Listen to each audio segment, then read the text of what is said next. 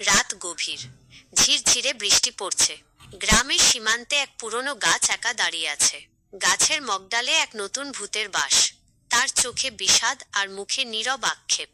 গ্রামবাসীদের বিশ্বাস, রাতে গাছের ছায়া নড়ে ওঠে আর বাতাসে সাঁই সাঁই শব্দ হয়। প্রথম দিকে কেউ এসব পাত্তা দিত না, কিন্তু হঠাৎ একদিন সকালে গাছের নিচে ছোট ছোট টোপ পাওয়া যেতে লাগলো। কেউ জানতে চাইলে ভয়ে কিছু বলতে পারত না, শুধু ভূতের গল্পই বাড়ত।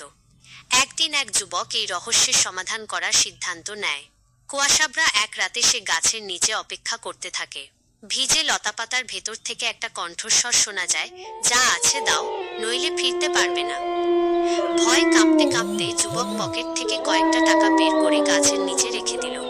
ভূতের চোখে তখন এক অদ্ভুত ব্যথা দেখা গেল। রাগ আর কান্নার মিশ্রণে ভূত জানাল, কয়েক বছর আগে তাকে লুট করে মেরে ফেলা হয়েছিল। সেই থেকেই তার আত্মা এখানে আটকে আছে। সে শুধু টাকা চায় না, চায় সম্মান, আর তার কথা শোনার মতো কেউ থাকুক। গ্রামের বড়রা তখন এক হয়ে গাছের নিচে মিটিং করল। তারা তাদের ভুল বুঝতে পারল এবং ভূতের জন্য একটা ছোট স্মরণ সভা ও প্রার্থনার আয়োজন করল।